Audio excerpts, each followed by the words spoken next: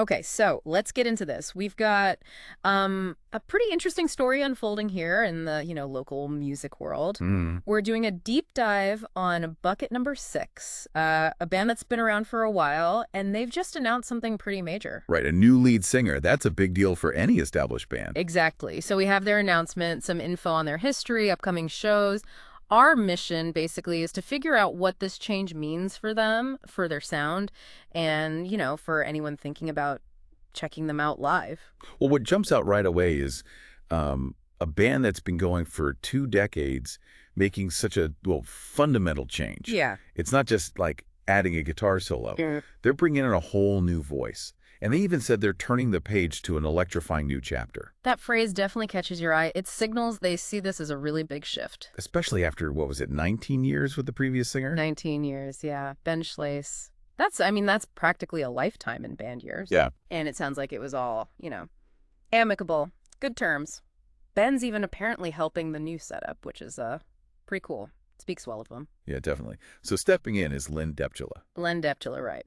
And the band's not shy about hyping him up. They're calling him a seasoned performer, powerhouse vocalist. Uh-huh. And dynamic multi-instrumentalist. That last one, multi-instrumentalist. Yeah. That's intriguing, isn't it? It really is. Because a new singer, okay, that changes the vocals, the frontman energy, but adding someone who plays multiple instruments, that could, really open things up for them musically. Yeah, like in terms of songwriting or Hmm. how they arrange stuff live. Exactly. It might not just be swapping one singer for another. It could be like a genuine evolution of their sound. And get this, they made a joke about having 33% more keys now. Oh, really? Okay. Yeah. So that seems like a pretty strong hint that Len Deptula plays keyboards, or maybe his joining made them decide to feature keys more prominently. Huh? That's interesting. Keyboards could definitely change the texture of a party band, couldn't it? Right. Their whole thing is the ultimate bucket list party band. So how do more keyboards fit into that? Does it make it, I don't know, broader, more layered? It could. It could add subtle stuff like atmospheric pads or maybe more like driving piano or synth lines, depending on the songs. It gives them more colors to paint with, basically. We also know a bit about Len's background outside the band. He's in an acoustic duo. Yeah, the Acoustiolics. Right. So performing in that kind of stripped down setting, Yeah. how do you think that translates to a full-on party band? Well, in an acoustic setup, there's nowhere to hide, vocally or instrumentally, right? True. So maybe he brings a real focus on like precise vocals, maybe harmonies, or just a really strong melodic sense from that experience. A different skill set than, fronting a rock band. And there's another piece. He's a grade school music teacher. Okay. That's an interesting mix. Acoustic duo guy and music teacher joins a party band. Doesn't it make you wonder, like, does teaching music, breaking it down for kids, does that bring a certain approach to the band? Maybe more structured rehearsals or just a different way of collaborating? Could be. Teachers often need to be good communicators, Yeah. right? And patient. Maybe that helps band dynamics. Mhm. Or maybe just means he knows his scales really well. Could be. So if you're curious now, if you want to see this new lineup, there are shows coming up. Looks like it. There's one at Nico's Red Mill Tavern, Woodstock. That's Saturday, May 31st. Okay. May 31st. I see they had one listed for May 17th, but obviously that's already passed us by. Right. But yeah, looking ahead, they seem to be playing around the Chicago area quite a bit. Woodstock, Antioch, Huntley, Palatine. Yeah, let's run through those June and July ones. So June 7th, Captain's Quarters in Antioch. Mhm. Then June 21st is Vet Fest in Huntley.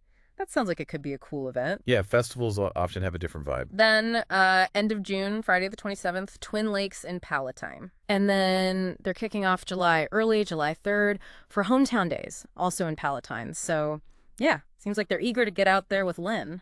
Definitely. I mean, that's where you'll really see and hear what this electrifying new chapter is all about, right? Yeah. How does his voice sound live with them? How are those keyboards, if any, fitting in? Exactly. Reading the announcement is one thing, but hearing it live, that's the real test. Totally. We also picked up a couple of interesting connections within the band itself. Oh, yeah. The guitarist, Greg Carlisle and Chris Wade, Apparently, they both went to Illinois State University. Ah, okay. So they have some history together. Yeah, it makes you think, right? Yeah. Having that kind of shared background, that long-term connection, that probably helps keep things solid, especially when you're bringing in someone new. For sure. That kind of established trust and, just knowing each Mm. other for years can be a huge asset for a band. Makes navigating changes maybe a bit smoother. And then just a couple of fun tidbits. John Signard, the bass player, apparently likes whiskey. Huh. Okay. Adds character. And the whole band are big fans of Rush. Rush. Okay, interesting. That actually tells you something, doesn't it? Yeah. Like what?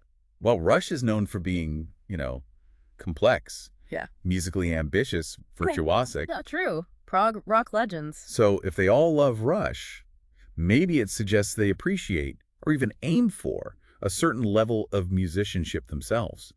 Even within that party band label, it hints at their influences, maybe their own standards. That's a good point. It's not just about cranking out covers. Maybe there's more going on musically. Could be. And the whiskey thing. Yeah.